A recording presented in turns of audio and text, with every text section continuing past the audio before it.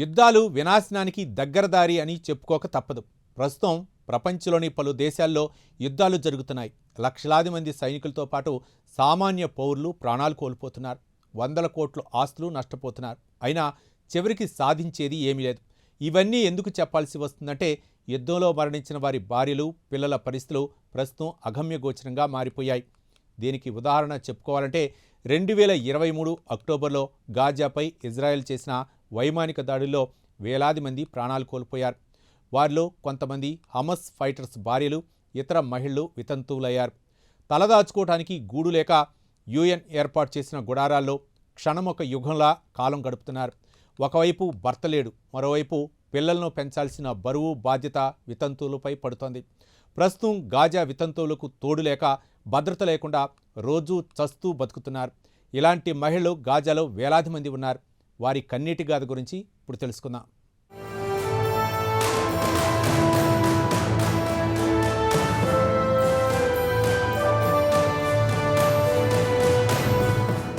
October 7, 2023 తెల్లవారుజామున గాజాకు చెందిన Hamas మిలిటెంట్లు దక్షిణ ఇజ్రాయెల్పై దాడి చేసి ఊచకోత కోశారు. 1200 మంది అమాయక ఇజ్రాయెలీ పౌరుల్ని అతి కిరాతకంగా చంపారు. మరో 250 మందిని కిడ్నాప్ చేసి తమ వెంట తీసుకెళ్లి వారిని చిత్రహింసలకు గురిచేశారు. తర్వాత ట్రంప్ బెదిరించి వారి చెర నుంచి విడిపించారు. దీంతో పాటు ఇజ్రాయెల్, హమాస్ల మధ్య కాల్పుల విరమణ ఒప్పందం కుదిర్చారు. ఇక్కడి వరకు బాగానే ఉన్నా ప్రస్తుతం గాజా నగరం 90% నేలమట్టమైంది. పేరుకు కాల్పుల విరమణ ఒప్పందం అని చెబుతున్నా ఇజ్రాయెల్ మిలిటరీ తరచూ గాజాపై దాడులు చేసి అమాయకుల్ని చంపుతోంది. ఇక 3 సంవత్సరాల నుంచి కొనసాగుతున్న యుద్ధంలో గాజాలో సుమారు 75,000 కంటే ఎక్కువ మంది ప్రాణాలు కోల్పోయారు.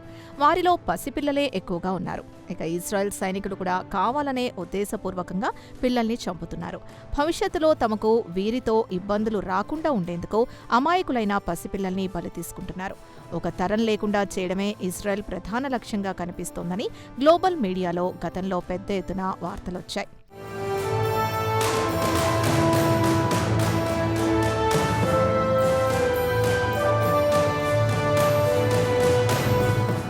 ఇక గాజాలో ప్రస్తుతం ఎక్కడ చూసినా వితంతువులు కనిపిస్తున్నారు. ఇక వీరంతా ఒక్కరే ఒంటరి పోరాటం చేయాల్సి వస్తోంది.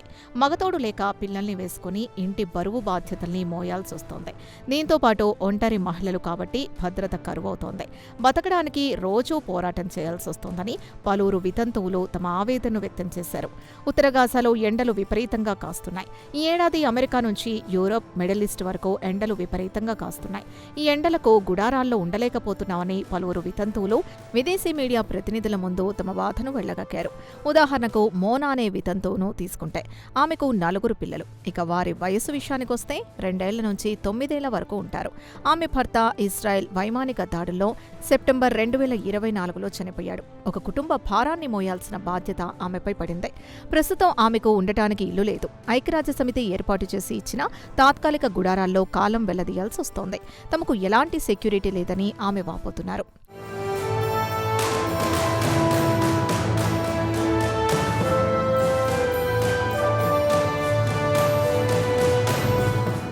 ఇవన్నీ ఒక ఎత్తైతే కుటుంబ భారాన్ని మోయాల్సిన బాధ్యత ఆమెపై పడింది. ఉదయం లేచింది మొదలు కుటుంబ అవసరాల కోసం పోరాటం చేయాల్సిందే. మంచినీటి నుంచి పిల్లలకు ఆహారం వరకు అన్నీ సమకూర్చాల్సిన బాధ్యత ఆమెపై పడింది. పిల్లలతో పాటు తనను తాను రక్షించుకోవాల్సి రావడంతో ఆమె తీవ్రమైన మానసిక ఒత్తిడికి గురవుతున్నారు. యుద్ధం ప్రారంభం కావడానికి ముందు అంటే 2023 కంటే ముందు జీవితం సాఫీగా సాగిపోయింది. ఎలాంటి ఇబ్బందులు లేవు. తమ బతుకులు ఇలా అవుతాయని తాము కలలో కూడా ఊహించలేదని అంటున్నారు మోనా. రోజువారీ ఇంటికి కావాల్సిన అవసరాల కోసం తాను ఒక్కదాన్నే ఒంటరిగా పోరాటం చేయాల్సి వస్తోందని ఆమె వాపోయారు. ఇక తాము నివసించే టెంట్లో పరిస్థితులు దారుణంగా ఉన్నాయి. ప్రతిరోజు ఒకటే ప్రశ్న తమ మదిని తొలుస్తోంది. ఇంటి అవసరాలు ఎలా తీర్చాలి, పిల్లలకు అవసరాల్ని ఎలా తీర్చాలి, వారికి ఆహారం, దుస్తుల నుంచి మెరుగైన జీవితం ఎలా అందించాలనేది తనను వేధిస్తోందని ఆమె వాపోయారు. యుద్ధం కేవలం తమ ఇళ్లనే కాదు, తమ భద్రతను, తమ స్థిరత్వాన్ని, తమ కలల్ని ఛిద్రం చేసింది.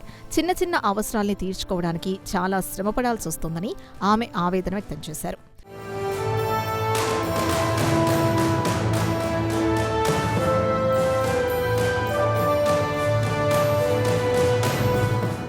గాజా నగరంలో కేవలం మోనా ఒక్కరే కాదు, అలాంటి మహిళలు వేలాది మంది కనిపిస్తున్నారు. యుద్ధం తర్వాత కొత్త పాత్ర పోషించాల్సి వస్తుందని, యుద్ధం కంటే ముందు తమ భర్తలు ఇంటి బాగోగుల్ని చూసేవారు. వారి స్థానంలో ప్రస్తుతం వారి భార్యలు ఇంటి భారాన్ని మోయాల్సి వస్తోంది.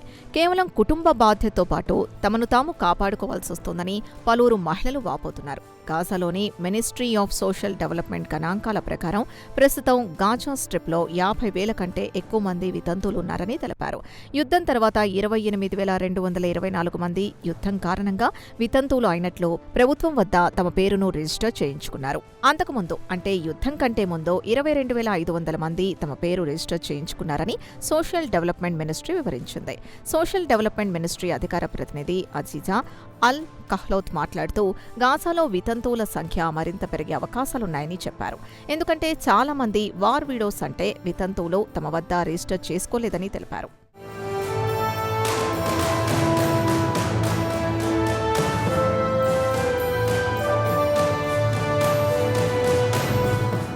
ఈ యుద్ధం మహిళల్ని అత్యంత క్లిష్టమైన పరిస్థితుల్లోకి నెట్టేసింది.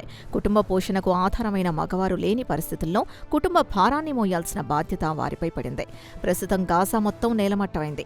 ప్రతి మహిళ గౌరవప్రదమైన జీవనానికి అవసరమైన కనీస వసతులు లేకుండా పోయాయని ఆల్ కహ్లోట్ కూడా వితంతువుల పట్ల సానుభూతి పలుకులు పలికారు. ఇక వార్ విడోస్ను పేదరికం నుంచి బయటపడేయడానికి ఉపాధి కల్పించాలని ఆమె అన్నారు. వార్ విడోస్ని ఆర్థికంగా ఆదుకోవడంతో పాటు వారిని మానసికంగా, సామాజికంగా ఆదుకోవాలి. పిల్లల ఆరోగ్యం సంరక్షణ, పిల్లల కస్టడీ హక్కులు, వారసత్వానికి సంబంధించిన న్యాయపరమైన సాయం కూడా అందించడం అవసరమని కహ్లోట్ నొక్కి చెప్పారు. ఇక గాజా స్ట్రిప్లోని వితంతువుల్ని రక్షించడానికి వారిని సాధికారుల్ని చేయడం అనేది ఉమ్మడి జాతీయ మానవతా బాధ్యత. దీనికి తక్షణ దీర్ఘకాలిక పరిష్కారం అవసరమని అల్ కహ్లోట్ వివరించారు. ఇక వార్ విడోస్ని తరచూ ఆర్థికంగా ఆదుకోవడంతో పాటు ఎమర్జెన్సీ రిలీఫ్తో పాటు హెల్త్ కేర్ సర్వీసెస్తో పాటు న్యాయపరమైన సాయం, పిల్లలకు విద్యావకాశాలు కల్పించడం, దీంతో పాటు వారికి వృత్తిపరమైన శిక్షణ ఇప్పించి చిన్న వ్యాపారాలు ప్రారంభించడానికి ప్రోత్సహించాలని ఆమె సూచించారు.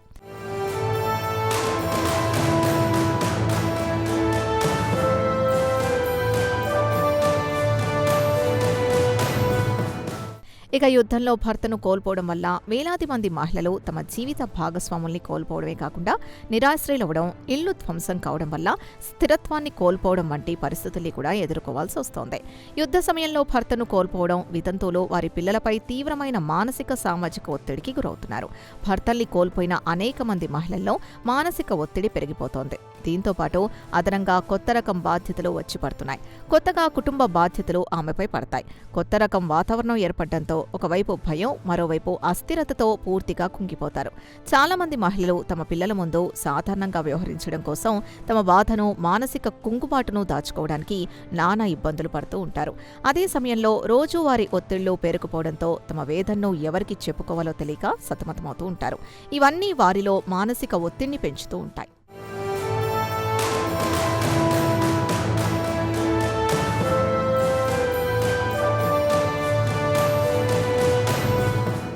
ఇక తండ్రిని కోల్పోయిన పిల్లల పరిస్థితి మరింత దారుణంగా తయారైంది. నిన్నటి వరకు దర్జాగా బతికిన వారు రాత్రికి రాత్రి ఉన్న గూడు చెదిరి గుడారాల్లో అరకొర సౌకర్యాలతో, అది కొండలా అండగా ఉండే తండ్రి లేకపోవడంతో పసిపిల్లలు మానసికంగా కుంగిపోతున్నారు. ఇక తండ్రిని కోల్పోవడంతో తమ భద్రత ఎలా అని పిల్లల్లో ఒక రకమైన భయం ఏర్పడుతోంది. నిద్ర కరువవుతోంది. పిల్లల్లో మానసిక ఒత్తిడి కారణంగా వారి ప్రవర్తనలో మార్పులు కనిపిస్తున్నాయి. ఇక వార్ విడోస్ని ఆదుకోవడానికి ఆర్థికంగా ఆదుకోవడంతో పాటు మానసికంగా, సామాజికంగా ఆదుకోవడం ప్రతి ఒక్కరి బాధ్యత అని గెహ్లాట్ చెప్పుకొచ్చారు. ఇక వార్ విడోస్కు ప్రధానంగా భద్రతతో పాటు ఆర్థికంగా ఆదుకోవడం, కష్టకాలంలో మేమున్నామనే భరోసా కల్పించడం ప్రతి ఒక్కరి బాధ్యత అని అబూ గెహ్లాట్ చెబుతున్నారు. ఇక వార్ విడోస్ మానసిక గాయాన్ని కాలమే మాంచాలి అంటున్నారు మానసిక వైద్య నిపుణులు.